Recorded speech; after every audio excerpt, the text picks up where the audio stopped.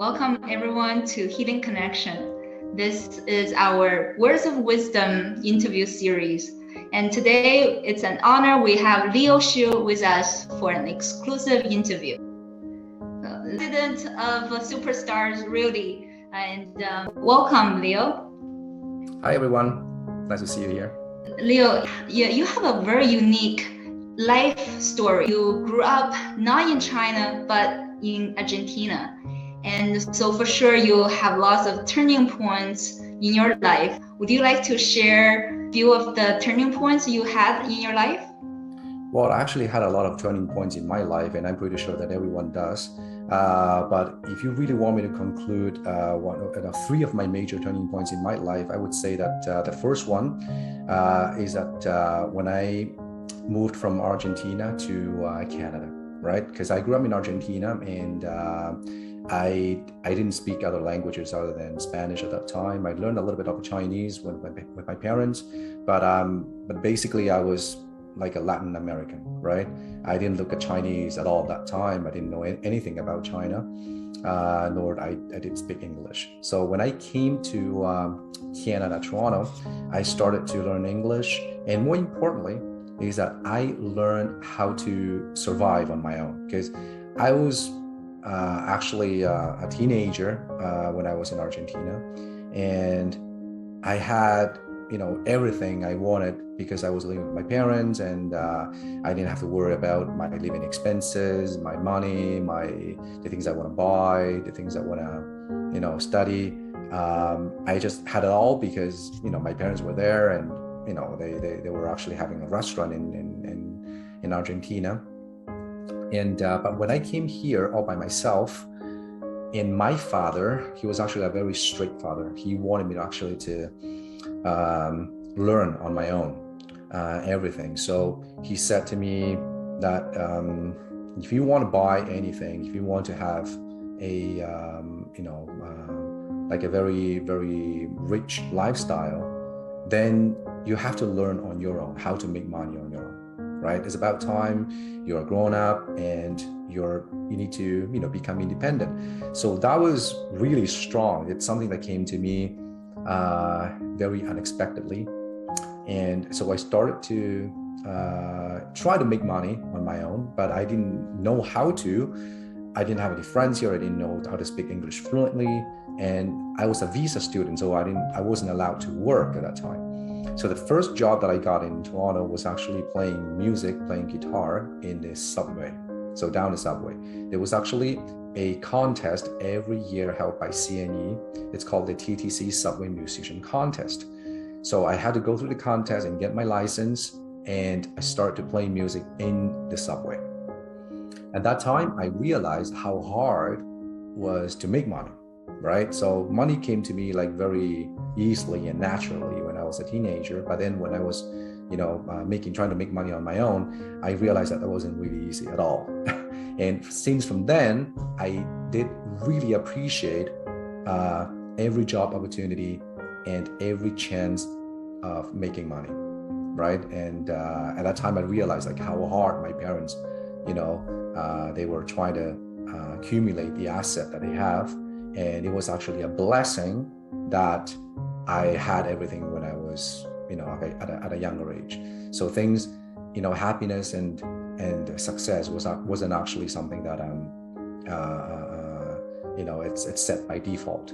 It's something that you need to acquire it with your effort, right? That's one of the major turning points in my life. I would say that my second turning point is when I got married with my wife.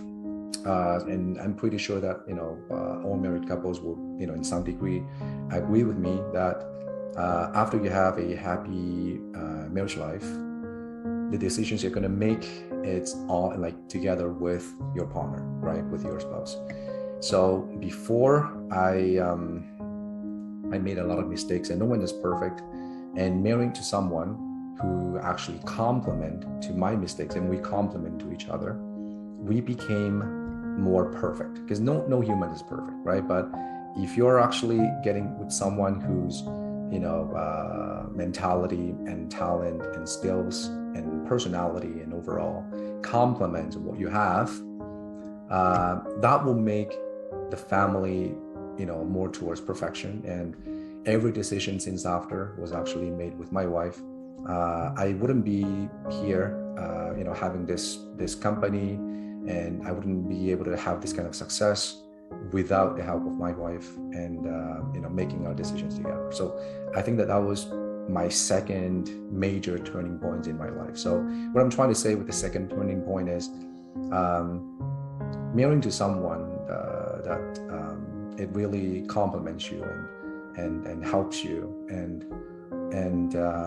someone who actually have that spirit connection with you, it will totally basically change your life. It will change your life in different aspects, with your career, with your health, with your mentality, with your personality, with the decisions you're going to make after. So it's not a small decision, right, that you make in your life to marry someone, but if you do, it totally changes your life. Okay, so that was the second major turning point in my life. And I would say that my third turning point was when I developed this company, Superstars Realty.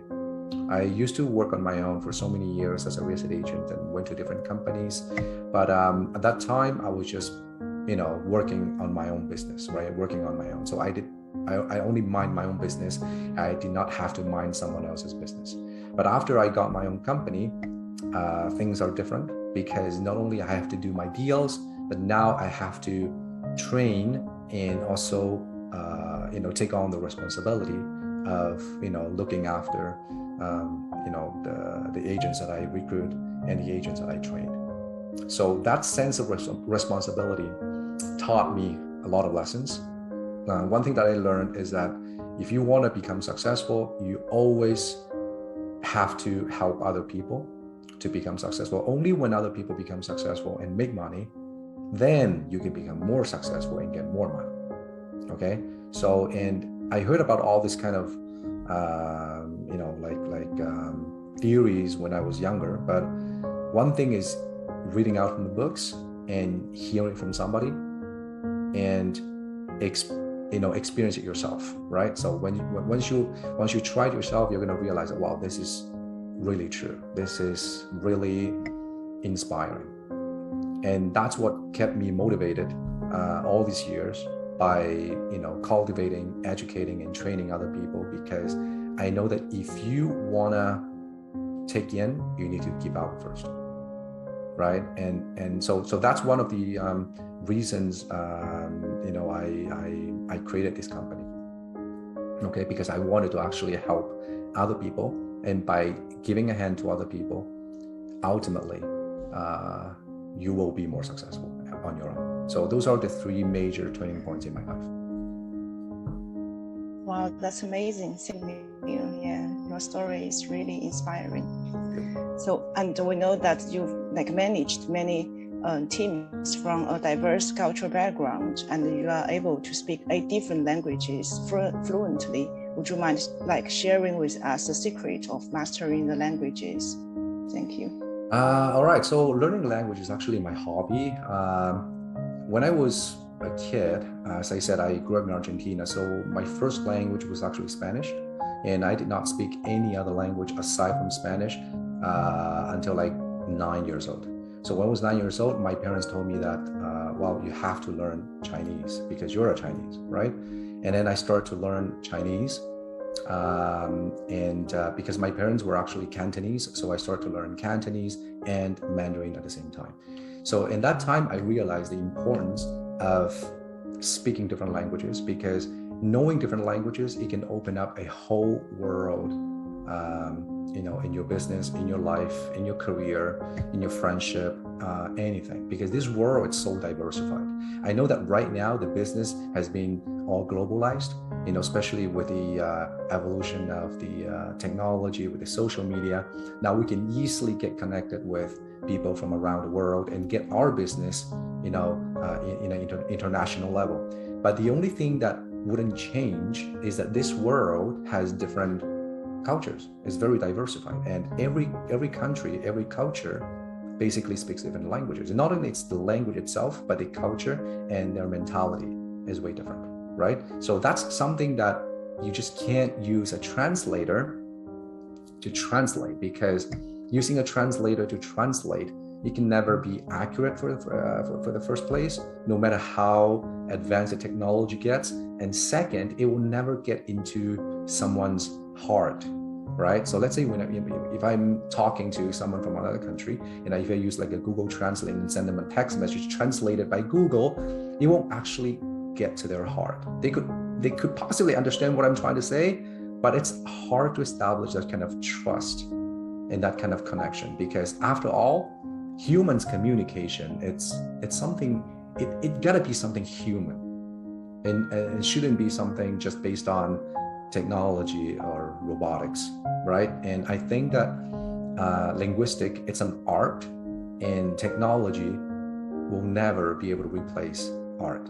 So that's something that I really do emphasize. Yeah. And one thing that it's really challenging, if those of you are planning to learn different languages, I can tell you that it's a very challenging journey. Okay, as I'm learning 8 different languages myself, and some of them are actually not perfect yet, but I'm working very hard. Although I have a very crazy busy schedule in my life, right? I gotta oversee a company of 100 agents, like 20 staff, and I have different companies to work on. But at the same time, out of this crazy schedule, I'm still like taking online courses, right, to learn different languages every single night, right? So I wouldn't be doing that if I don't think it is necessary. But I think that at this pace that we're going in this globalization and business, I think that learning different languages is something very, very useful. Okay, now let me, for example, I can show you, how useful it is by talking different languages. I can just briefly try to talk in 8 different languages, so that that different languages have different way of thinking, different way of expressing itself, and after all, it's fun. Okay, so talking different languages, a lot of people ask me, how Leo, how can you say talk in different languages? Are you thinking in different languages? I do.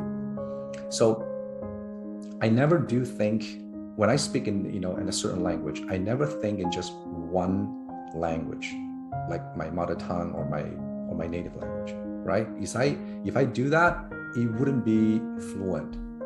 If I want to reach up to fluency, at least I need to force myself to think with that language. Okay, so as a simple demonstration, for example, it's like as if you have like a button in your brain. Whenever you touch that button, you have to immerse yourself in that culture. Think about the people from that country, and think about all this culture from that country. It's like you have that button. Once you click on it, all those data from that country, including the languages, the culture, the people, will have to instantly load into your brain, and you just have to like pretend you are one of them. All right, so I know it sounds very philosophical, but let me just demonstrate something. For example, if I click on, say, English, okay, so I was actually raised in Argentina, and when I was in Argentina, I did not speak any other language but just Spanish until I was like 9 years old. Spanish. Bueno, en ese momento no sabía que, por ejemplo, aprender el chino era tan útil, pero mis padres me decían que, por ejemplo, yo era un chino, yo soy un chino y tengo que saber chino, por ejemplo, ¿no? No puedo hablar en español en todos los días, y en el futuro tendría, por ejemplo, oportunidades para hacer negocios con los chinos, y básicamente es un idioma que lo tengo que aprender porque yo soy un chino. Mandarin. 那么在那个时候呢，其实我在学国语跟这个粤语的时候呢，我觉得是非常的艰难的，因为就是作为一个在阿根廷长大的一个小孩，然后在那个时候呢，我没有任何的一个朋友或者同学是说中文的，然后呢就觉得说学中文简直就是一个外星的语言，而且在那个年代就80几年的年代，你知道吗？就是这个世界还没有这个 internet 啊，或者是 social media 这些东西，所以就没有那么多的资讯。那麼我在阿根廷那種環境之下，就感覺上中文是一個外星的語言Cantonese 咁就算係學中文咧，有時譬如話你講普通話嘅同講國語嘅，其實都係好唔同嘅。OK， 即係無論係講話嘅方式啦、啲語調啦，係咪？譬如話國語有4個音調，廣東話有9個音調，同埋有時好多字咧，廣東話咧係寫唔到出嚟咁滯嘅。咁就算係學中文嘅同時，中文本身係一個好難嘅語言。咁喺我9歲嘅時候咧，又要學呢個國語啦，又要學呢個嘅廣東話啦。咁對一個小朋友嚟講，喺個仲要係冇唐人嘅話，阿根廷喺個 moment 係咪？咁所以覺得就係、哇，我做緊乜嘢咧？咁樣 OK， Japanese。私は日本語は3年間ぐらい勉強しました。日本語は大好きです。たくさんの日本語のドラマ、日本語の本屋とか大好きです。日本の食べ物が大好きですから。そして私は自分で3年間ぐらいの本で勉強しました。Korean. 저는 한국어 좋아해요. 토론토에서 많은 한국 사람이 있어요. 저는 매일 한국어 드라마 봐요. 한국 음식 많이 좋아해요. 그래서 저는 한국어 배우고 있어요. French. Je parle français parce que français est la langue officielle du Canada. Et français est un peu pareil que l'espagnol et l'italien parce que français ce n'est pas très difficile pour moi. Italien. Yo he imparato 8 lingue para aiutare i clienti di diverse culture, per sentirsi a loro agio. L'italiano è molto facile per me perché io parlo spagnolo, quindi l'italiano non è très difficile per me. Io penso che se qualcuna persona che parla spagnolo per imparare l'italiano è molto facile. Wow, that's just so amazing. Impressive. You are one of the handful of people that I have met who have known so many languages. So this is just like so mind-blowing. Thank you. Thank you, Leo. And I'm going to move on to the next question. And as a sponsor, one of the sponsors for our annual scholarship program, so with the more and more applicants coming in to try to get the scholarship, I know lots of young adults, if they're on campus or they're out of school, they try to do evening classes, they would get lost a bit in their life in terms of a direction of life. So what's your words of wisdom you like to share with our audience? Okay, so there are 2 parts to this. If you're talking about getting lost whenever you're taking your courses and you don't know like which course or which major you would like to take, so that you're going to go with the direction that you want to go for in your life, that's one thing. But the direction of your life as a general, that's another thing, right? So that's a larger picture. So, but I can tell you that, so the first point, because I had this experience when I was actually at the university, I started to take biochemistry at the beginning for the first 2 years because I wanted to become a doctor at that time, right? So it sounds crazy. It's like not my personality. But I took it because I was lost, right? And I know that a lot of people are actually lost for the first few years at the university or college because you did not have any experience on the society, right? And it's obvious that you don't even know which career is most suitable for you. You just listen to your parents, whichever career was good, and you watch a lot of TVs. Oh, well, doctors are cool, lawyers are cool, accountants are cool, and you try to simulate what these stereotypes that you're receiving from different media, from the TV, from maybe from your parents and from some stories that other people tell you, but those may not necessarily be suitable for you, right? But it's really hard because at that moment you're young and you don't have any experience, you don't have any working experience. So how would you know which one is more suitable for you, right? And all I can say is it doesn't really matter what you take at the university, okay? Now, this is very true because I think that taking a course, like a major at the university, you're not only learning that major, you have a lot of other, electives as well. So you learn actually a lot of things at the same time. So to me, what I learned at the university, to be honest, most of them, I have already forgotten them, like most of them, all right? Like I took biochemistry, so I took a lot of chemistry and biology courses and mathematics. If you ask me right now, what's the elements table? I don't know. If you ask me anything about, biology, I would have totally forgotten about that. In math, I suck in math, right? So, I mean, it's all been forgotten, right? But what's not been forgotten is the way to learn knowledge, the way to acquire knowledge. I think that is the most important thing. So I think there's a system in Canada, especially at the university, they give you the freedom of, you acquiring the skills of learning. Like, we did have to do a lot of research, a lot of paper, a lot of essays that we have to write, and a lot of research on the internet that we need to write on report and so on and so forth. So those are the skills that will teach you on how to learn knowledge. And this technique of how to learn knowledge is going to follow you throughout your life. All right. So that's one of the things that you really need to get into your head. And it doesn't matter which major you're in. You're basically learning how to learn. All right. So it's not the subject itself, it's the process itself. All right. So if you're totally lost at the university or college, it doesn't really matter. It doesn't really matter. All right. Because no matter what you learn, you're most likely going to be forgetting all of them. All right. So after so many years in the workplace, you just forgot what you learned at school. Right. But how you learned it, it's really important. And that's going to change your life. So that's one of the things.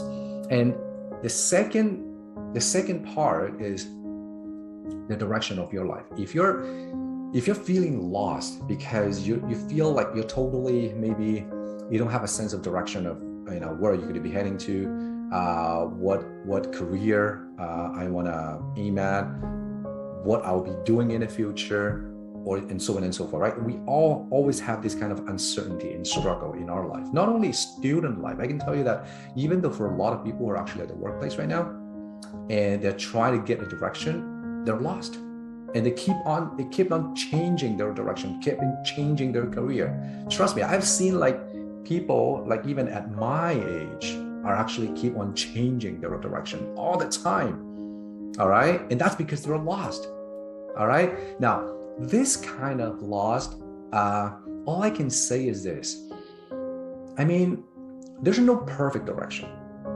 All right. There's no perfect direction. It's always about choosing something and you stick with it. Now, there's a philosophy that says winners, all right, winners never change the direction, never change the target, but he always changes the way to reach towards that target, right? If this method didn't work, I'm going to change to another method. If this one doesn't work, I'm going to go to another route. But the direction, the target, the goal, it's always been the same. That's for winners. For losers, it's different. The goal keeps on changing, right? So if this career doesn't work for me, I'm going to change to another career. If this career doesn't work for me, I'm going to change to another career. But what he doesn't change is his method of working.